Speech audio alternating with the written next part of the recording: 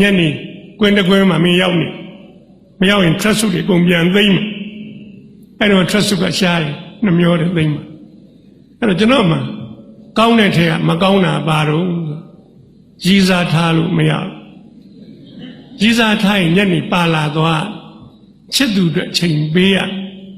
မပေးနိုင်တော့ဗော်လီဘောရိုက်လိုက်ဘောလုံးကန်လိုက်စာကြည့်လိုက်သွားလိုက်အဲ့မှာကျွန်တော်ကောင်မလေးတယောက်တွေ့ထားတယ်ဗျတက်ကရောက်စားရတွေ့တယ်သူကလှပါသူကလှရတယ်ပို့ပြီးတော့ရင်ပါတယ်ရင်နာတဲ့ပို့ပြီးတော့ရှက်တတ်တယ်အရန်ရှက်တတ်တာလေကျွန်တော်ကလည်းကိုယ်တိုင်ကတော့ပြန်ကွဲပါဒါကြောင့်မလို့ထင်တာပါပဲရှက်တတ်တဲ့မိန်းကလေးကိုမို့သဘောကျတယ်ဟိုမိန်းကလေးအလှရှက်ရွံ့မှုလေးပါမှပြည့်စုံတယ်ရွှေဖလားကိုအနာကွတ်တင့်တယ်မရှက်တတ်ဘူးမလေးလှပါရဲ့ပြန်ကိုကွဲလို့ကြောက်တယ်သူမချစ်ရဲ့အဲ့မိန်းကလေးကရှက်တတ်လိုက်တာဘလောက်မြန်ရှက်တတ်သတုံးလမ်းလျှောက်ရင်စားစုံးနဲ့ညီးတယ်လှုပ်လေသီးကကြီးနဲ့ရွှေပိုးဒီအသာတွန့်တယ်လို့လွန့်ငါသွားဟောမှတ်ရလို့ပြောလိုက်ဦးမုံရွာသူ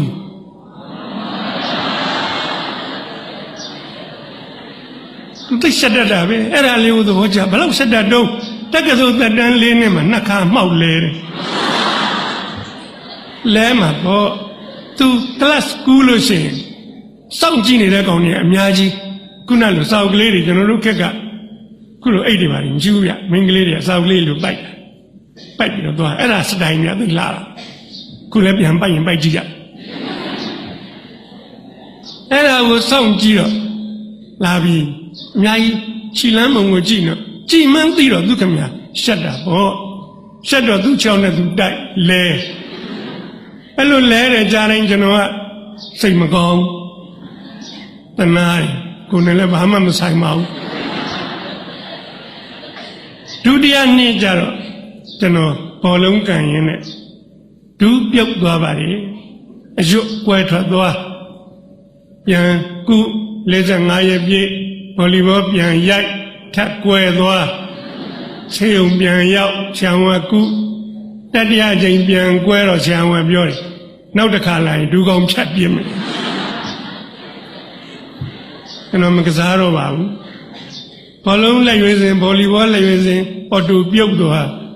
ဟိုးဆိုးတဲ့အကောင်းကဟန်ကြပြန်ပြီကြီးစားထားလို့ရပြီကျွန်တော်မင်းကလေးနဲ့တွဲတဲ့ကောင်မလေးတွေကိုမေးသူပြောပေးစမ်းပါမလေးရှက်လို့တော့သေသွားအောင်မယ်ပြောခိုင်းလို့မရဘူးဒါနဲ့ကျွန်တော်သူနဲ့တခန်းနဲ့နေတဲ့ကောင်မလေးကိုမှတ်မထင်မင်းနင့်ခန်းနံပါတ်ဘယ်လောက်တုံး1 2 3မှတ်လို့လွဲတာနော်1 2 3သိပြီသူခန်းအဲ့ဒါဆိုသူခန်းလဲအဲ့ဒါနောက်တနေ့ကစာ1 2 3ကိုကျွန်တော်စာရေးတာကျွန်တော်နေတာရွှေပြေးဆောင်ဒီဘက်ကသစ္စာဆောင်ကြားထဲမှာစာတိုက်ရှိတယ်ကျွန်တော်စာရေးပြီးတော့စာတိုက်ကိုသွားထက်စာတိုက်ကလူတွေကသစ္စာဆောင်ဖို့3ရက်ကြာတယ်စာတိုက်ထုံးစံမယ်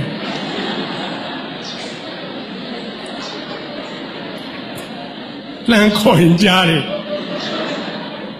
ကျွန်တော်စောင့်ရတယ်တပတ်ပြည့်ကျွန်တော်တို့စာဝေပုံကအခန်းတကားကနေအောက်ကိုထိုးပစ်ခဲ့ကျွန်တော်တို့ကြောင်းဆင်းလို့သွားရင်တကားဖွင့်လိုက်တာနဲ့ဝေထားတဲ့စာတွေတက်နင်းတာပဲကျွန်တော်တကားဖွင့်သေးချာကြည့်သူ့စာကလေးများထိုးထည့်ထားမလားလို့မတော်တဆတက်နေပြီတစ်သက်လုံးဝန်းနေရအနုစိတ်တယ်နော်အနုစိတ်မလာပါဘူး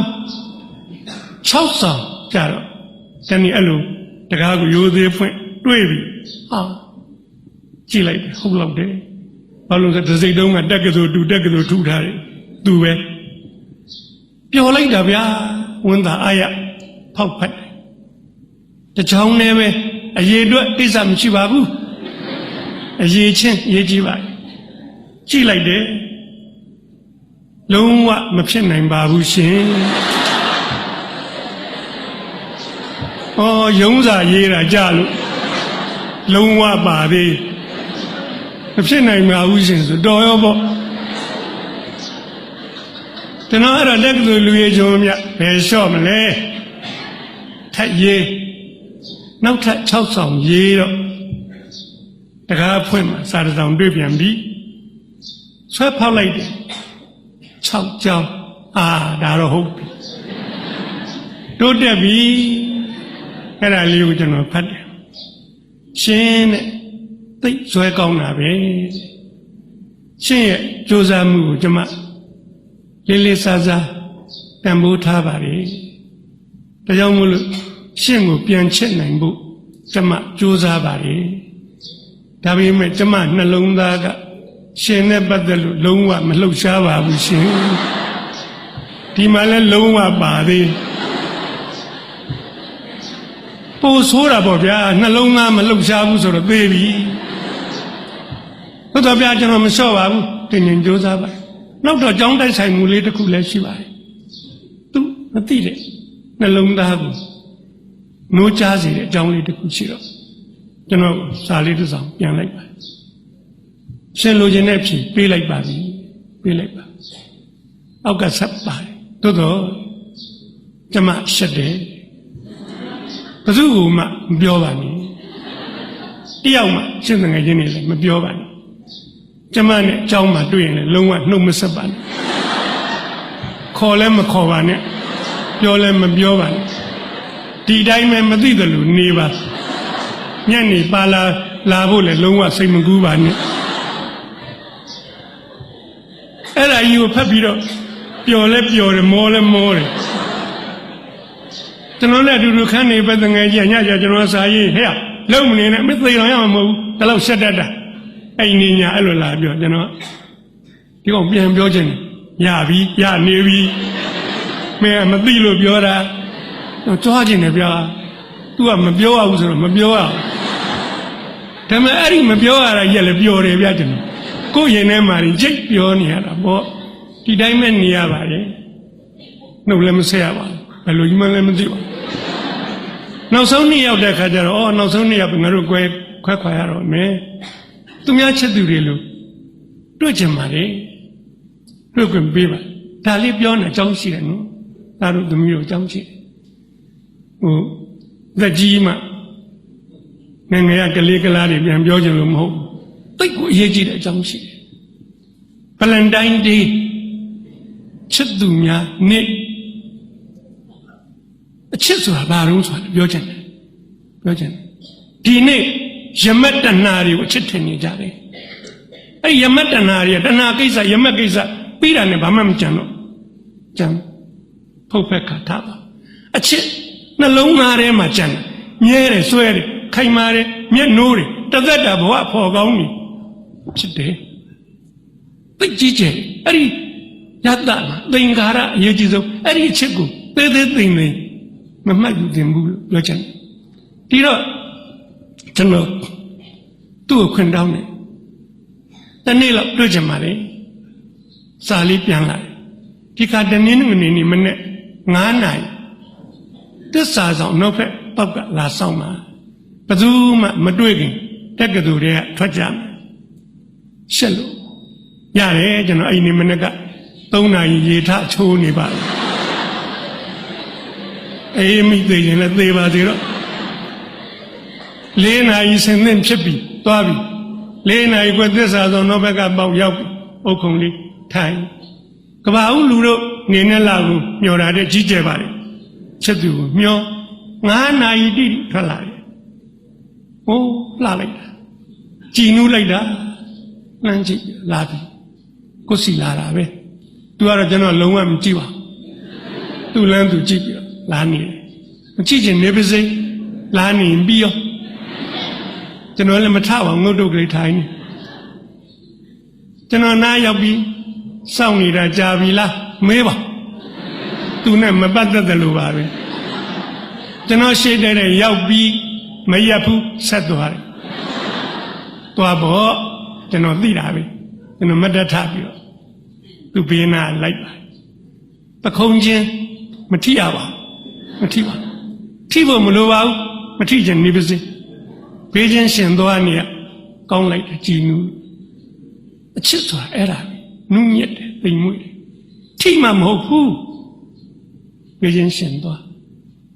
ညလဲတစင်းစောကြီးရောက်နှံခေါ်ညလဲပေါ်တက်ဘယ်သူမှမတွေ့သေးဘူးကျွန်တော်တို့နဲ့ညလဲပေါ်ရောက်သူဟိုဘက်ခုံထိုင်ကျွန်တော်လူလဲလောက်ပြီးသူခုံသွားမထိုင်ပါဘူးသူနဲ့မျက်နှာချင်းဆိုင်ခုံထိုင်ပါတယ်သူရှက်တတ်တယ်လေနားလေပြီးညလဲတစင်းနဲ့စီးနေရမှာတော့ဘာလို့သေးဘူးတခုံနဲ့မထိုင်ရလည်းကိစ္စမရှိသူကျွန်တော်ဘာမှလည်းမပြောပါကျွန်တော်လည်းဘာမှမပြောပါကျွန်တော်တို့ညောက်ကဘာတွေမှလည်းမသိပါဘူးညနေသမားကြီးကိုပြောတယ်ဘုရားကြီးနောက်မဟုတ်ဘူးမောညနေသမားကမြင်းကိုစကြိုးဆွဲရတဲ့သေရပြားနှစ်ပြားကိုစုံဆောင်ဆွဲပြီးရိုက်လိုက်ပြောင်းမြင်းမလေးကပြေးတာခွက်ကဘာပေါ်မှာအသားရဆုံးဂီတပဲ pop music ပဲတာယာလိုက်တာမြင်းနေသမားကကြာပုတ်ကိုဝိတ်ရမ်းပြီးတော့မြင်းကို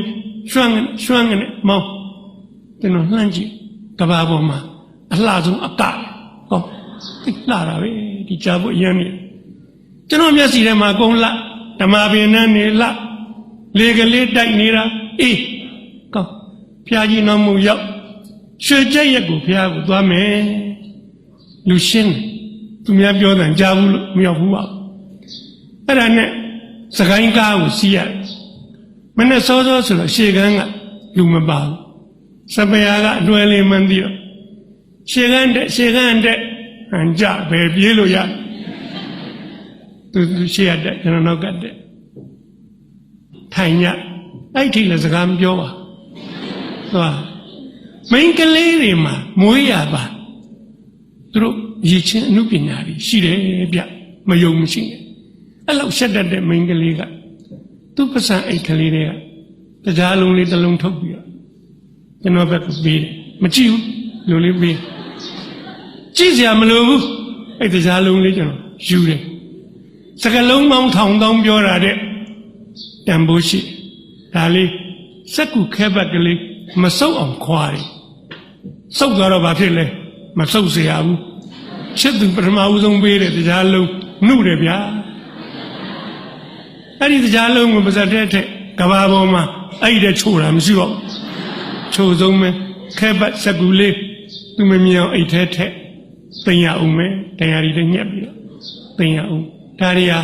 အချစ်ရဲ့သင်္ကာရညတ္တတွေပါပဲရွှေကြက်ရောက်တော့ကားပေါ်ကဆင်းတော့ကြတယ်နှုတ်ပေါက်ဆိုတော့လက်ပံလေးကပွင့်လိုက်တာ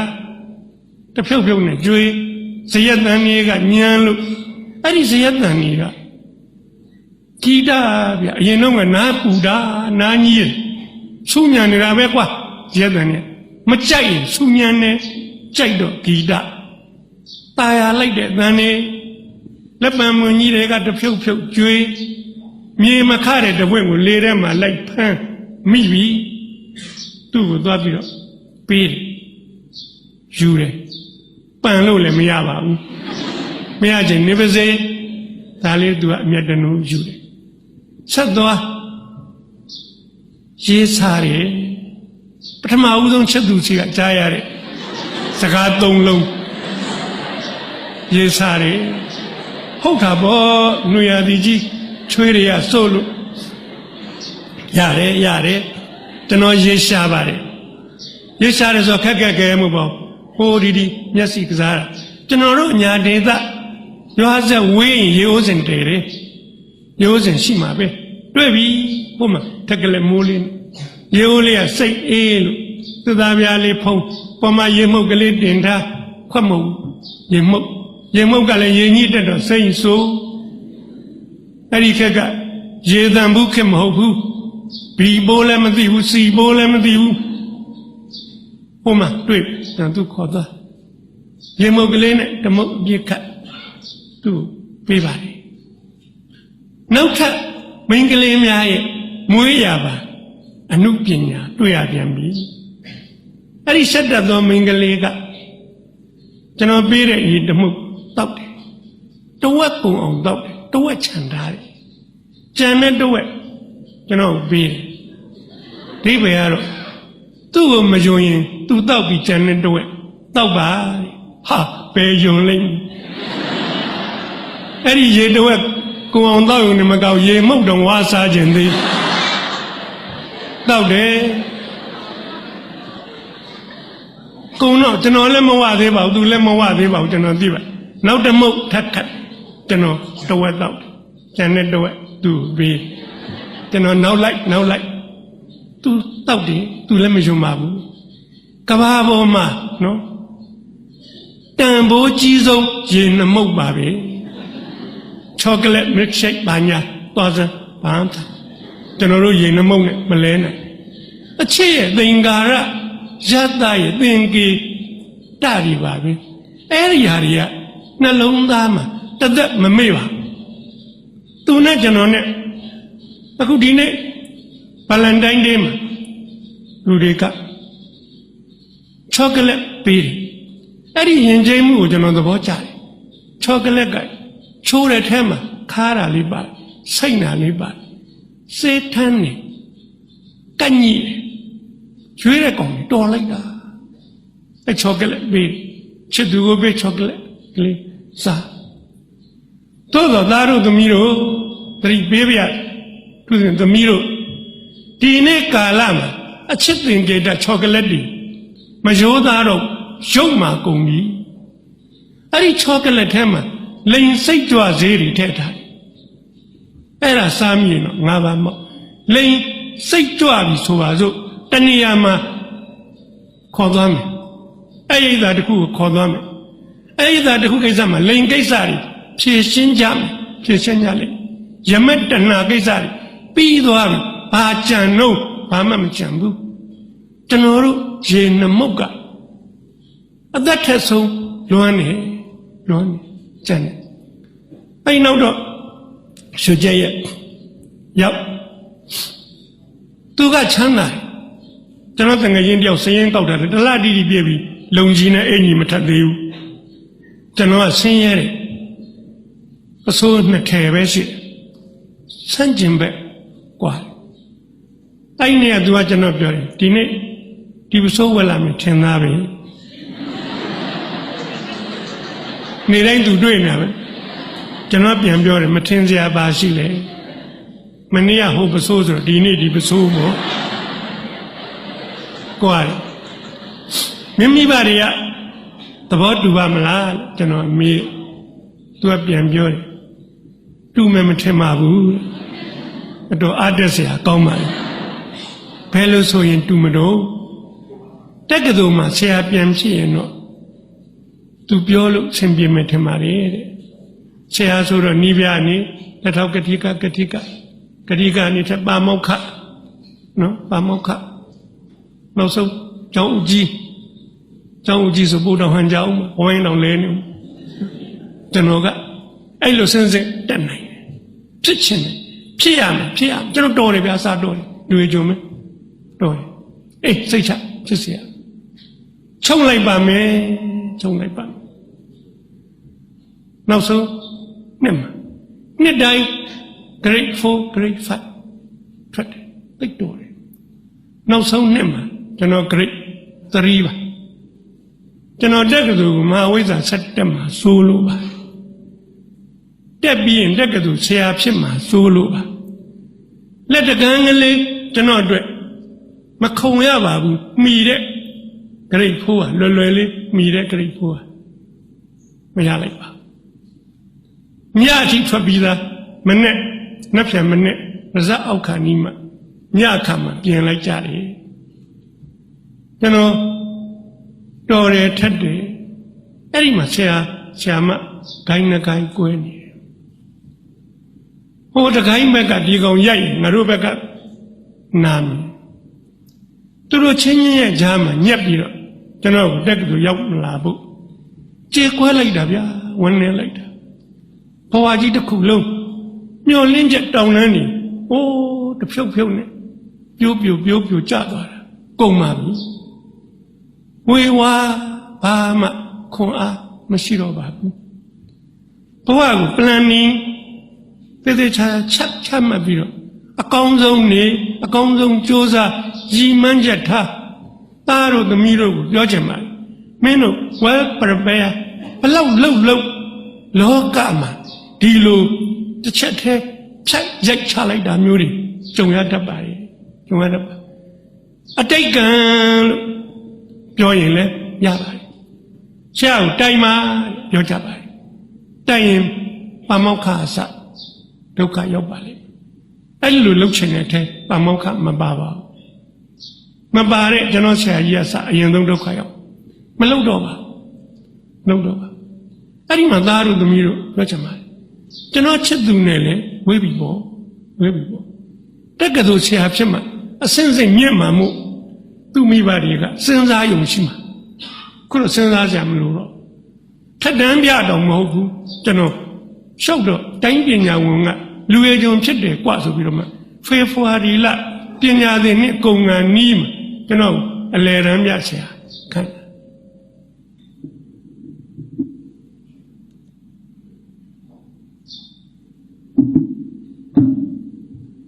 ကျွန်တော်ပြောတာတဏှာယူရှိသေး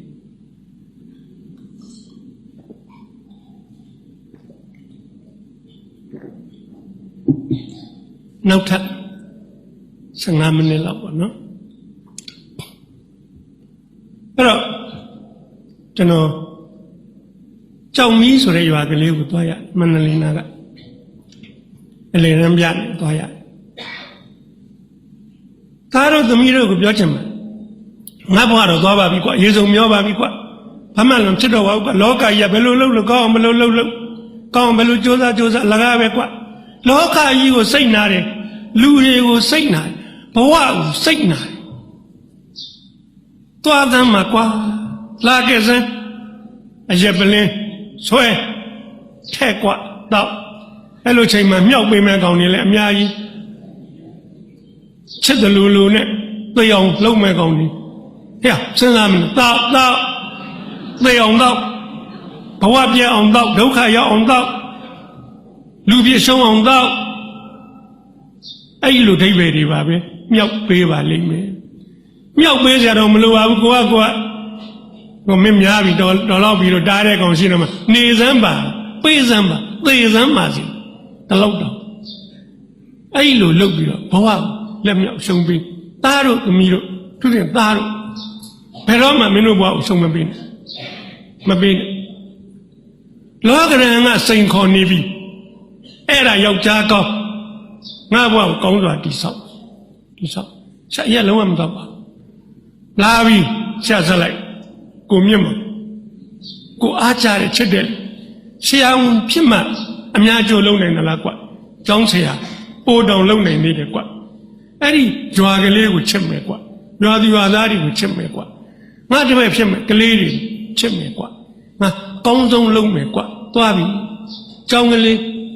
ဝင်လိုက်တော့တာပုံပေါ်မှာဖေဖော်ဝါရီလတပေါင်းလက်ပံမွင်ကြီးရဲဝက်စိတ်အားတင်းပြီးကျောင်းကလေးစီသွားရင်လက်ပံမင်းမြင်တော့ရေးထဲမှာဒီကောင်လည်းလာလို့လွမ်းတာကျွန်တော်ချက်သူမိန်းကလေးကိုလွမ်းလိုက်တယ်ကျောင်းကလေးသွားကျောင်းထဲဝင်တော့ဆရာလေးတစ်ယောက်ဆရာမလေး2ယောက်ရှိကျွန်တော်ဒီကျောင်းကိုအလယ်တန်းပြခန့်လိုက်လို့ရောက်လာတာပါဝန်တာလိုက်တာဆရာရဲ့ဆရာမလေးတစ်ယောက်ကသွတ်တယ်ဝန်တာလိုက်တာကျမတို့မကျောင်းလယ်တန်းကျောင်းအောင်လည်းမရှိဘူးရှင့်မူလတန်းကျောင်းကလည်းပြောင်းသွားပြီရှင့်မာလိမ်မှုမရှိတဲ့သင်္ဘောပါရှင့်ဘာလို့ဘာကံမှမသိပါဘူးရှင့်ဆရာလာတာအားတက်လိုက်တာရှင့်သူတို့ပြောကြသူတို့ပြောနေကျွန်တော်လျှောက်လာတာအဝေးကြီးညောင်းနေဗျာထိုင်နေတဲ့စကားလေးပါလေးထိုင်ပြောရင်ကောင်းမှာသူတို့ကလည်းမတ်တက်ပဲပြောထိုင်ကုန်လိုက်ကြည့်တဲ့ကြောင်းလုံးတစ်လုံးမှလည်းမတွေ့ဆရာမလေးတယောက်ကအကင်ပါအားနာလိုက်တာဆရာကိုဒီကြောင်းမှာကလထိုင်ပေးဖို့တစ်လုံးမှမရှိဘူးရှင့်ဆရာမတို့ကဘယ်မှာထိုင်တို့ကျမတို့မထိုင်ပါဘူးရှင့်တနေ့လုံးကြတော့ညောင်းရင်ဘယ်လိုလုပ်မတော့ညောင်းတော့ဒီကလေးတွေစာရေးကုန်မတက်ထိုင်ပါတယ်ရှင့်ဖဲစောက်ဒီကကြညာတွန်းဖေဆရာထိုင်ကျောင်းဆရာကျောင်းမှာ ကျောင်းဆရာကြီးမြေကြီးကျောင်းကြောင့်တပည့်တို့စာရေးကိုမတက်မထိုင်ရလို့ကျွန်တော်သိထားတယ်။ဘာမထိုင်တော့ပါဘူး။ကဲလို့ဆိုရင်တော့ဒီကျောင်းမှာကျွန်တော်ကတာဝန်ခံဖြစ်သွားပြီ။ကျောင်းမှန်ပစ္စည်းစရင်ကောက်ရအောင်။ဘာပစ္စည်းတွေရှိတော့ပြောပါ။ဆရာလေးကပြောတယ်။ဘာပစ္စည်းမှမရှိပါဘူး။အဲ့လေဒါဆိုတော့လည်းစရင်ရှင်းတာပေါ့။စရင်မရှုပ်တော့လမ်းကြည့်တော့ဟိုနားမှာဘီယိုပူလေးရှိတယ်မွဲ66အဲ့ဒီဘီယိုလေးအဲ့ဒါလေးတော့ရှိပါတယ်အဲ့ဒီမှာဘာရှိဘာမှမရှိပါဘူးကျွန်တော်သွားကြည့်တယ်ဖွင့်ကြည့်ရှိတယ်ညေပြူဖို့အခွန်တစ်ခုရှိတယ်အဲ့ဒီညေပြူဖို့ခွန်ထဲမှာအိမ်မြောင်ဥလောက်ရှိတယ်ညေပြူခဲလေး၄လုံးရှိတယ်ကျွန်တော်သိတာညေပြူခဲက6အဲ့ဒီเจ้าမှာအလုံးဒါလေးတွေကဘာလို့ပို့ထားတာတော့ဆာမန်လေးတယောက်ကဖြေတယ်မရေးမဖြစ်ရေးဖို့လို့ရင်ရေးအောင်သိမ်းထားတာအဲ့ဒီကြောင့်ဘလောက်ချမ်းသာအဖြစ်တက်စတာရှိလားရေးမှမရေးပဲနဲ့ဖြတ်เสียမလိုပါဘူးဟောသူကလည်းသူတော့ရှင်းလို့ကျောင်းပဲချိန်တက်တော့ကျမတို့မန္တလေးကလာတာရောက်တဲ့ချိန်တက်တာပါပဲကျောင်းပဲချိန်ဆင်းတော့ညနေပြန်ညနေချိန်ဆင်းလိုက်တာပါပဲဟောဒါတော့အဲ့လိုမလုပ်ပါနဲ့နှစ်ဖြင့်ငါစ9နိုင်တက်အောင်3နိုင်ဆင်းအောင်ကျွန်တော်စိတ်မကောင်းတာကကလေးတွေလှမ်းကြည့်တော့ဆက်ဖွဲပြာတွေပေါ်မှာထိုင်နေတယ်ရှေ့ကစာရေးကုံကလေးတစ်ပေလောက်မြင့်နေသူတို့ចောင်းစိမ့်နေအကုန်လုံးចောင်းပြာဖြစ်နေပြီအင်ကြီးလေးတွေပါတက်ပြာနေပြီခေါင်းပေါ်မှာလည်းပြာလို့ဖွဲနေတယ်ဒါကတော့ကလေးတွေအတွက်မဖြစ်သင့်ပါဘူးကျွန်တော်တပတ်ပြည့်တော့တနင်္ဂနွေနေ့ကလေးတွေကိုမိဘတွေဖိတ်ခိုင်းမိဘတွေလာပါတယ်ကျွန်တော်ပြောပါဒီကြောင့်တော့ရှားထိုင်ကြကလထိုင်တစ်လုံးမှမရှိပါဘူးမရှိချင်နေပါစေအဲ့ဒါကိုကျွန်တော်မပြောလို့ပါကလေးတွေဆက်ဖွဲပြတဲ့မှာနေရကျွန်တော်လိုက်လှူခံတယ်ကျွန်တော်နီးကျွန်တော်နဲ့ကျွန်တော်ဇာတိစင်ငိုင်မျိုးကိုသွားလှူခံတာ340ရတယ်ရွှေတကြသား200ခက်ကပသိမ်ကြီးเจ้าကိုကျွန်တော်သွားလှူခံတာအဲ့ဒီက290ရတယ်လက်သမားနဲ့ပြန်ခေါ်တတ်တာ9500ကုန်အုတ်ခင်းမယ်ထိုင်ကုန်နဲ့စာရေးကုန်ကလေးတွေအတွက်လုပ်ချင်ကလထိုင်မလုပ်ပါမိဘတွေတအုပ်လီ30လူပါပြောတယ်မိဘတယောက်ကမတ်တထဟုတ်ကဲ့မရှိပါခင်ဗျမလှူနိုင်ဘူးဗျပြတ်သားစားပါ30များရင်9ချက်2ခါခွဲလူပါနော်9ချက်2ခါလည်းမလှူနိုင်ဘူး3ချက်2ခါ4ချက်1ခါ3ခါခွဲလူပါအဲ့လူစိတ်ဆိုးသွားတယ်ဒီမှာကျောင်းဆရာခမရတော်နားဝေးတယ်လူပဲကျုပ်ပြောတာလုံးဝမလှူနိုင်ဘူးပြောတာဗျ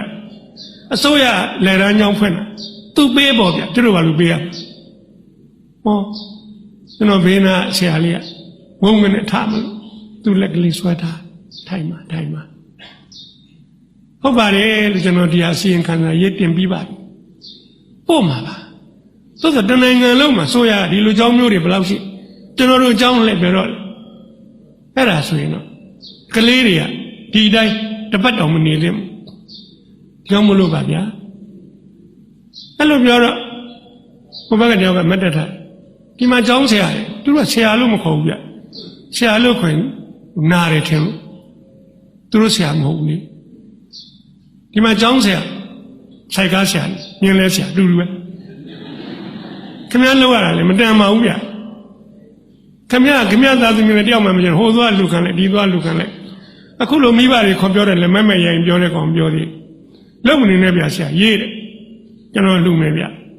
9000လက်ခုပ်တွေဝိုင်းတီးကြတယ်နာမည်လေးမရှိပါဘူးသေးတာဦးသေးတာသူကမထိုင်သေးဘူးမတည့်ရမဟာသဘောခမည်းကျုပ်တဲ့ချမ်းသာခမည်းလည်း9000လူလိုက်ဗျလူတွေလက်ခုပ်တီးတယ်မဟာသဘောဆိုဟိန္ဒူကလာကြီးနိုးစီချက်ယုံပိုင်တယ်နွားတွေမွေးဒိုဒီဝတ်မတ်တထကျွန်တော်သူ့ welcome လုပ်ကြည့်ကလာကြီးကပြောတယ်ဟဲ့အောင်သေးတာမင်းလှူခြင်းမင်းမသာမင်းလှူပေါ့ကွာဘာကိစ္စမင်းကမင်းနဲ့ခွဲတန်းတူတူလာပြက်မလှူဘူးကွာမင်းပြောလို့ကိုမလှူဘူးငါဘာသာငါစဉ်းစားနေကွာ9000လှူမလို့ခုမင်းပြောလို့မလှူတော့ဟာဒီကလာရရင်ထားဘယ်တော့ကောမလို့နားတာ ကလိုက်ရမထိုင်သေးဘူးမင်းပြောလို့9000မလူဘူးပြောတာကွာကျောင်းဆရာရေးလိုက်စမ်း1000လက်ခုပ်တွေတီးတယ်ကျွန်တော်ကဈေးစစ်တယ်ကျွန်တော်လိုတာ9500ပါနှစ်ယောက်ပေါင်း1000ဆိုရင်ပို့တောင်ပို့ပါသေးတယ်မှာသဘော9000 9000ပဲလူပါကလိုက်ရစိတ်ဆိုးတယ်ဒီမှာကျောင်းဆရာတယ်ခမရလောက်ကစင်းရေးဖို့ပဲကျမလာကြုံမွဲတော့နှစ်ပြန်ကဘူးဒီခမ်းမီရောင်းစားခမရနဲ့မဆိုင်သူတွေလက်ခုပ်တီးတယ်နဲ့ကျွန်တော်ရေးသူတို့ကိုအားကြလို့မတ်တထားတဲ့လူတွေအများကြီး3000 2000 1500 300ပြီးတော့တစ်လုံးရိုးစင်တစ်စင်အစတ်တစ်ဖြင့်လူလာဗျာလက်ခုပ်တန်ကြီးညံမစဲကျွန်တော်အဆောက်အဦတစ်ခုတောင်ဆောက်ရသေး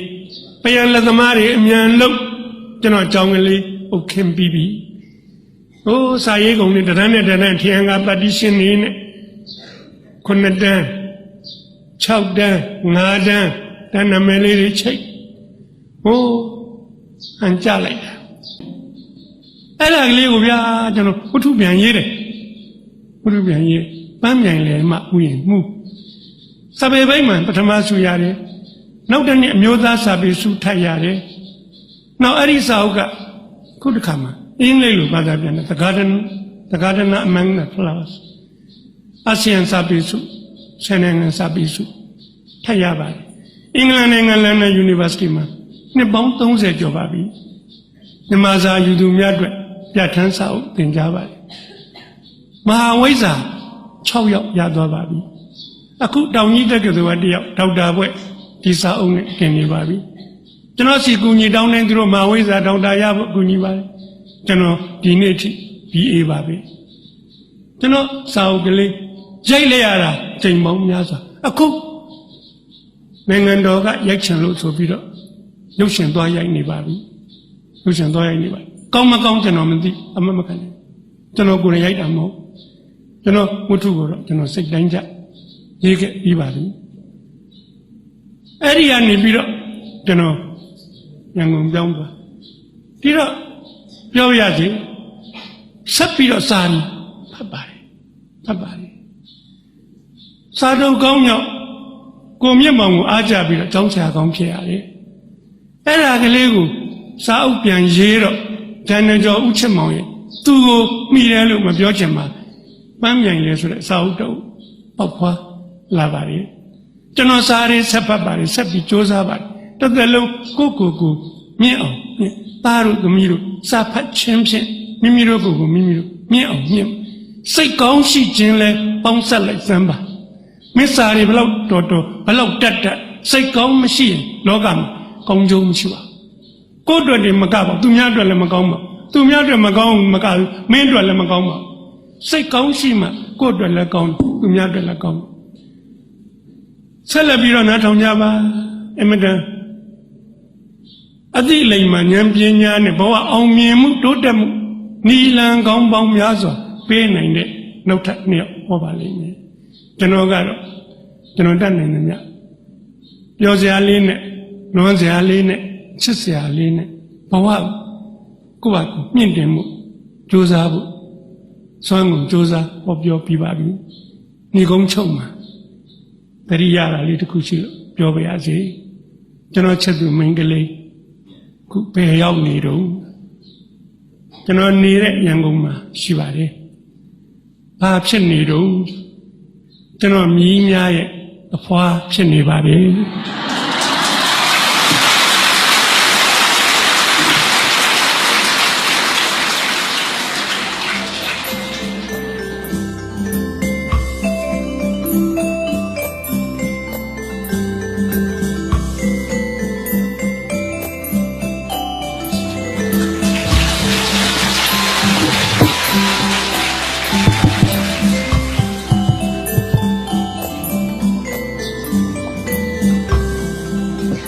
လက်ဆောင်ပေးခဲ့ပေးပါတော့ဒေါက်တာနွေနွေအားထူးပင်ကျေးဇူးတင်ရှိပါတယ်ရှင်